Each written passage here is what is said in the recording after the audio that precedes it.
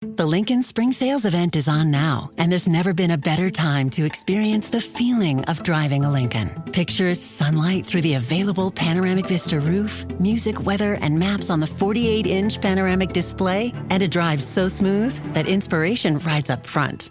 Stepping out better than you got in. That's the Lincoln feeling. Get behind the wheel of the 2026 Lincoln Nautilus SUV and discover exceptional offers only at your local Lincoln retailer. Listen, all you New Yorkers. Taxi. Okay, man, we're looking around. This is the 77 WABC minicast. It's 6 minutes past the hour with Walter Sterling and Ross Coulthart, who is live in Sydney, Australia. Live, Ross Coulthart, a Major League journalist, reporter for News Nation, an important contributor to our work.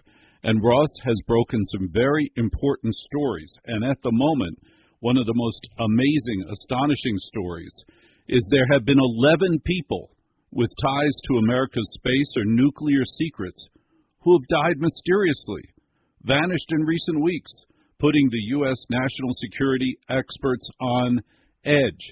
And one of them was reported first by Ross Coulthart, a major general who disappeared, what was it, about 3 weeks ago, Ross?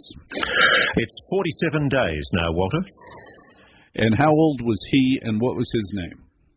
Oh, gosh, he was in his late 60s, General Neil McCasland, Major General Neil McCasland, who, as my Midnight Misfits would be interested in hearing, he has been very heavily involved in what we believe is the legacy UFO UAP crash retrieval program, a secret US Air Force Defense Department program that's been recovering non-human technology. He retired from the Air Force in 2013, but we think he's been very active since. And interestingly, on February the 27th, his wife left the house to go to a medical appointment. There was a repairman at the house who left the house shortly afterwards. And sometime in the intervening hour or so, the Major General flatly literally disappeared off the face of the earth. It's being widely reported, Walter, that he walked out of the house, and there's been a kind of an attempt by the National Security State to push the line that he's just taken himself up into the hills with his revolver, which we do know he took with him. And the clear suggestion is, the implication is, that he went out there to kill himself and not be found. It's a sad prospect if that's true, but I've said publicly, and I've copped some flack from the Bernalillo County Police for this, I've said that it's just as plausible that the general was a victim of foul play. And today, President Trump actually gave an indication that that's one of the considerations they're looking at. He told reporters on Thursday that he'd held a meeting about the unconfirmed reports of missing nuclear scientists. He said, "I just left a meeting on that subject," and he referred to what he'd been told as pretty serious stuff.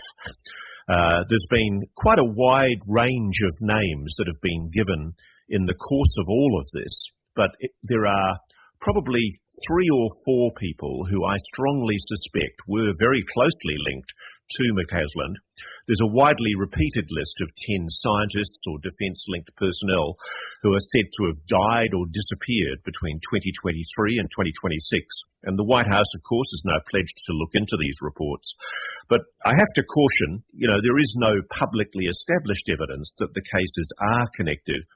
But some of them are intriguing. One of the most intriguing is a woman who was hiking, and we've talked about this before, Monica Razor.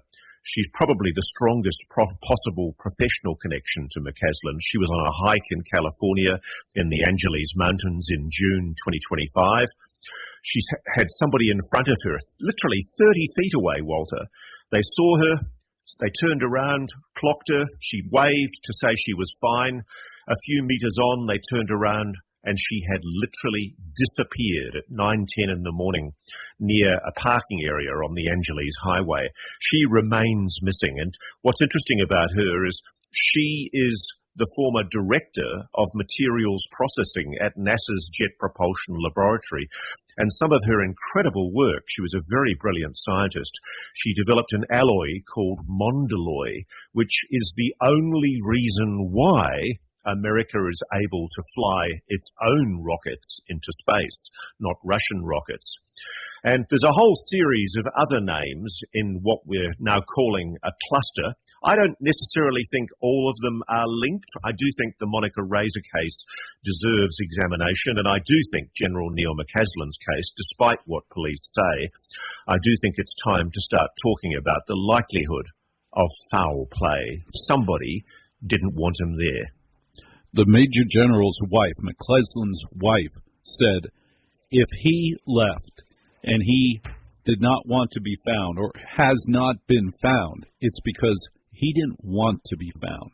And she said that matter-of-factly when she made her 911 call. She said, if my husband can't be found, the only reason would be he doesn't want to be found. A major general. Now, when you look at the cases, the 11 people who have vanished, broad strokes, big picture, what did they all have in common? What was the level of their involvement?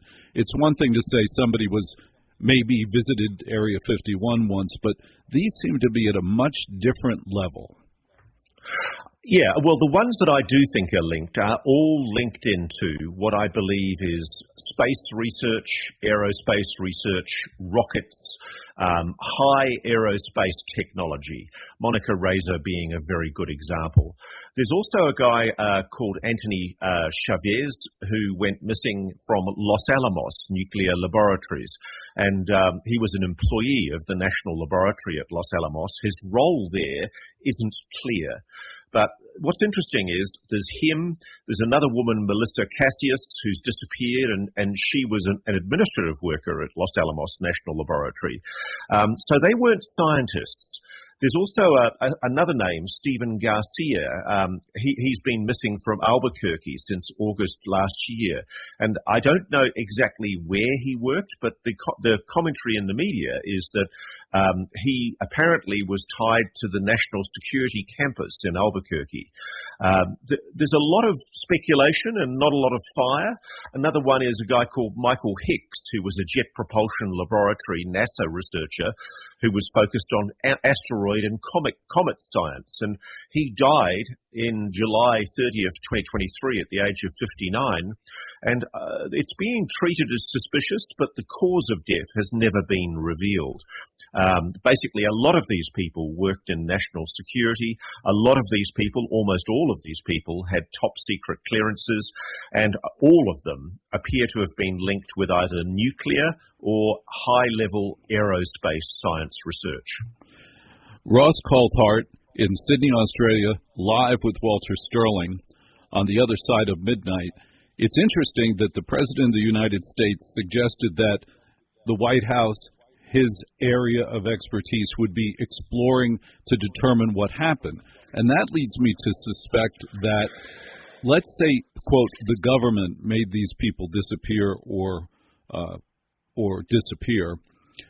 That would suggest that if the president is saying, I don't know, I'm going to find out, we're going to get to the bottom of it, is it possible that the deep, deep state is not informing the White House of everything they're doing?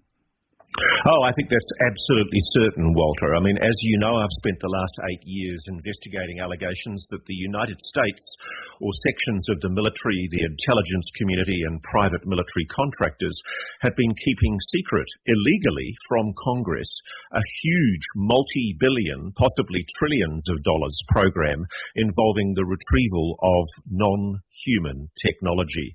And this is being taken very, very seriously in Congress. There's a so-called UAP caucus of congressional representatives who are pushing for the president to reveal UAP secrets. And the president has actually indicated, President Trump has indicated that he wants to be the president who reveals secrets that the public don't know. And just in the last few weeks, Representative Tim Burchett of Oklahoma has acknowledged that he's received secret briefings in a skiff. And if the American public knew what he knew, he says, they'd be lying in their bed at nights getting worried. He's indicated that what he's been told is very grave indeed, but because of national security, he's not allowed to talk about it. So there is a lot of speculation at the moment that the president is at some stage, possibly on July the 4th, going to make some kind of an announcement about, believe it or not, aliens. I believe that the President of the United States is not told everything, and it depends on who the president is. I believe there have been some presidents who were told everything, for example, anybody named Bush. And then I believe there are other presidents they're not so sure about, say Carter. And then there are the other ones. But I believe that there's a deep space, deep state that keeps as much close to them as they possibly can for control purposes and also to monetize it. If you have those secrets, if you can reverse engineer spacecraft, outer spacecraft, if you can reverse engineer, you could sell those secrets for unbelievable amounts of money to private industry. I agree, and I think one of the problems we have here, I've been told that Richard Nixon, when he was president, became aware that new laws promising transparency and disclosure in government, notably freedom of information laws, they were a threat to the disclosure of this secret program. And so he handed over craft that had previously been in the possession of the Defence Department and the Department of Energy and put them in the control of companies like Lockheed Martin, Northrop Grumman, Boeing, Raytheon. And these companies have had these objects now for over 50 years. And as you would know, Walter, in law, if you've had possession of something for longer than 30 years, the common law starts deeming that you have a property right. So does the US government actually now own this technology that these private military contractors are allegedly asserting ownership and control over? It could very well be we're looking at a grave constitutional crisis where Congress hasn't been properly informed and where the government, frankly, have made a complete mess of things by handing over probably the most valuable technology in the world to private companies that now regard that technology as their own. Ross Coulthart with an update on the 11 high-level scientists and military officials who have disappeared. And the one thing they have in common is extraordinary knowledge of our space program. Ross, how do we see you on News Nation? How do we find you on Facebook? The best place to find me is on YouTube. You go to YouTube, type in reality check, Ross Coulthart, and you'll find me there. And of course, anyone can download the News Nation app and watch us on News Nation. Ryan Reynolds here from Mint Mobile. I don't know if you knew this, but anyone can get the same premium wireless for $15 a month plan that I've been enjoying. It's not just for celebrities. So do like I did and have one of your assistant's assistants switch you to Mint Mobile today. I'm told it's super easy to do at mintmobile.com/switch. Upfront payment of $45 for 3-month plan, equivalent to $15 per month required. Intro rate first 3 months only, then full price plan options available. Taxes and fees extra. See full terms at mintmobile.com.